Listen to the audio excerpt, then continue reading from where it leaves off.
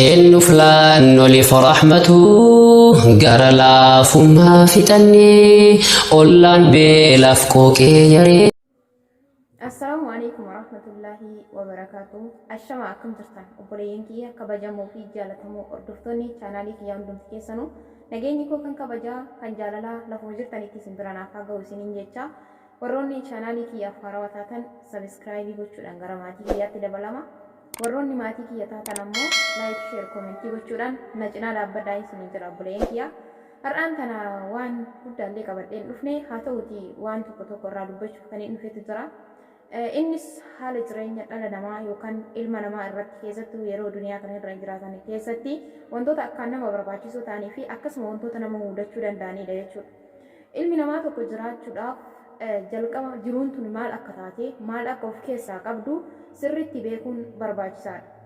Fakkeenyaaf gaafa ati kaatee guddachuuf hojii tokko wixineessitu yookaan hojii tokko eegaltu namoonni si kufisuuf yaalan duubatti si deebisuuf yaalan si hifachiisuuf yaalan hedduutu jira. Garuu gaafa hojii san eegaltu yookaan waan tokko jalqabdu jijjiirama jireenya keetiitiif gaafa waan tokko eegaltu kutannoo fi murannoo qabaachuu qabda. Ejjennoo qabaachuu qabda.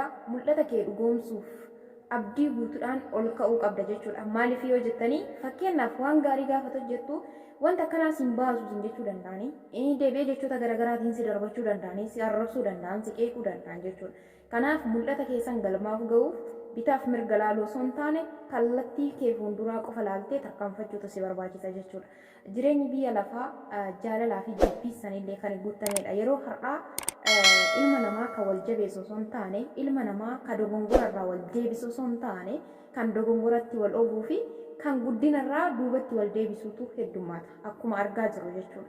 Miidiyaa kanarratti keessattuu yeroo waan gaarii ati hojjettu jabaadhu namoonni siin jedhan namoota muraasaadha. Garuu gaafa ati waan badii yookaan suuraa haa ta'u viidiyoo garaagaraa gaafa ati maxxansitu waan bada waan faayidaa hin qabne gaafa ati maxxansitu laayikii si godhanii diyuutii godhanii sitti kolfanii jabaadhu siin jedhan jechuudha.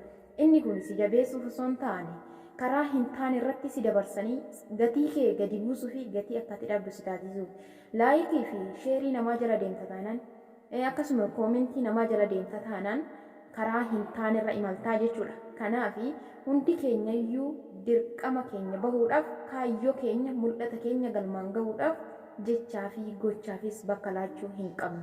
Hojii nu baasu jalqaba itti yaadnee sammuu keenya amansiifnee itti ka'uu qabna. Akkuma sa'aatiin deemu, akkuma daqiiqaan deemu, akkuma guyyaan deemu, umriin keenyas deemu. Namoota hedduutu jira.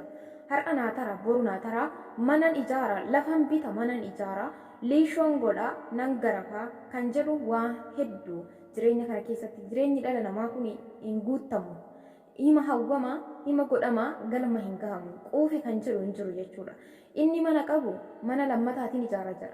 Inni mana lammataa qabu makiinaan bita jedha. Kan makiinaa tokko qabu laman bita jira. Kan xiyyaara qabus xiyyaara laman bitaa jira. Kanaaf abbaa qabeenyaa fedhes yoo ta'e nagahe qabeenyi kan jiru hin jiru. Garuu hoo hanga dalagannu keessatti irraa miskiina gargaaraa, nama miidhame gargaaraa, rakkataa kan kufe kufaa irraa kaasaa, kan beela'e beela baasaa, kan dheebote dheebuu baasaa hanga humna keenyaa akkasuma rabbi keenya osoo hin dagatin ibaadaa keenyallee jabeeffachaa yoo tarkaanfannu taate biyya lafaa kanarraa hanga jiraannu hin beeknu akka duunu beekna malee hangam akka jiraannu fi yoom akka duunu wanti nu beeknu hin jiru jechuudha. Kanaaf kana beeknee ilaa fi ilaameedhaan kaayyoo keenyaaf tarkaanfachuun kutannoof murannoodhaan fuulduratti imaluun galma keenya gahuu dandeenya isiniin jechuun barbaada. Inni biraa namoonni hedduun gaafa ati itti mari'attu hojii hojjechuu hedduu itti mari'achuu hin qabdu. Hiriyyaa fedhe yoo ta'e hiriyyaa kan feete jaalattu yoo kan ta'u ta'e illee itti mari'achuu hin qabdu. Si nufsiisanii hojiin kun isin baasu sin jedhanii duubatti si deebisan jechuudha. Waan san hojjedhu ka'iitii galma isaa gahii firii dadhabbii keetis arguu baattu itti gaabbi malee osoo waan san hojjettee galma isaa hin argin namatti mari'attee duubatti deebitee seenayuu hin qabdu. Namaan duuba deebuu hin qabdu. Inni biraa namni tokko gaafa hojii tokko eegalu fakkeenyaaf suuqa uffataa yoo qabaate suuqa uffataatiin qaba jedhee cal'isuu hin qabu.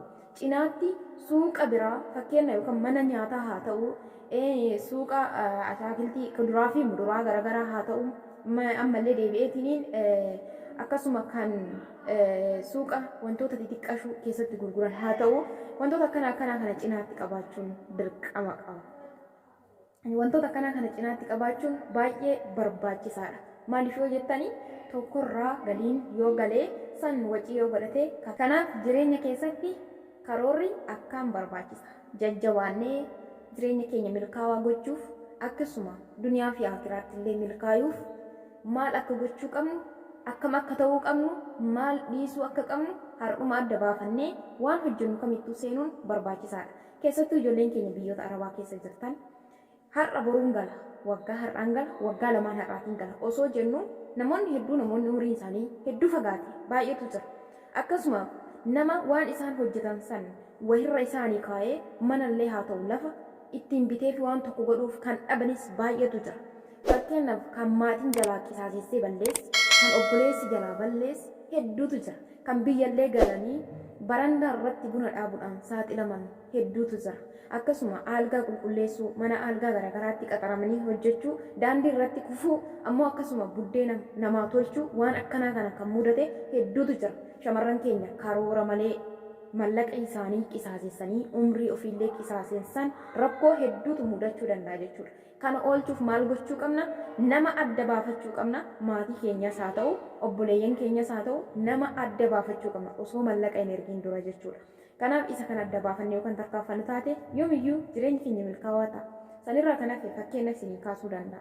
Naatoo tuubii namni hin beekne jiraachuu dandeetta. Naatoo tuubii mucattiin jedhamtu hiriyaa keenya turte namoota yuutuubii dalaganidha. Ammallee ni dalagaa jirti jechuudha.